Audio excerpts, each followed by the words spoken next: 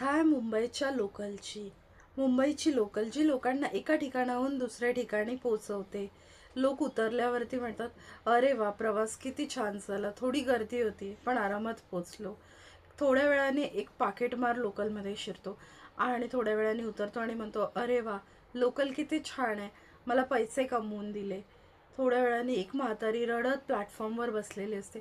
ती म्हणते, ट्रेन किती वाईट आहे, माझ्या मुलाचा जीव घेऊन गेली. थोड्या वेळाने काही प्रवासी लोकलमध्ये काही सामान विकायला येतात. ते उतरताना म्हणतात, बरं झालं, आज चांगलं सामान विकलं गेलं. अरे वा, लोकल किती छान आहे, आपल्याला उद्योगधंदा मिळवून दिला. त्याच्यानंतर एक माणूस लोकलमधून जोरात खाली पडतो आणि तो रडू लागतो, लोकलला वाईट वाईट बोलू लागतो की माझा जीव गेला असताच, काय ह्या प्रवासाने मला दिलं.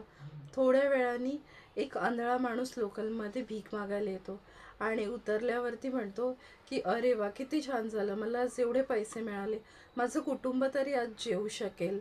हे सगळं करत असताना दिवसभरचा प्रवास संपतो आणि शेवटी लोकल आपल्या ठिकाणी येऊन थांबते आराम करायला.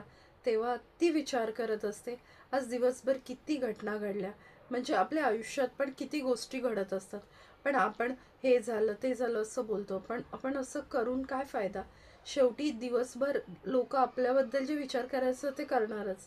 पण आपल्याला हे कळायला हवं की आपण कोणाला उत्तर द्यावं आणि कोणाला नाही, कोणती गोष्ट मनात ठेवावी आणि कोणती गोष्ट नाही.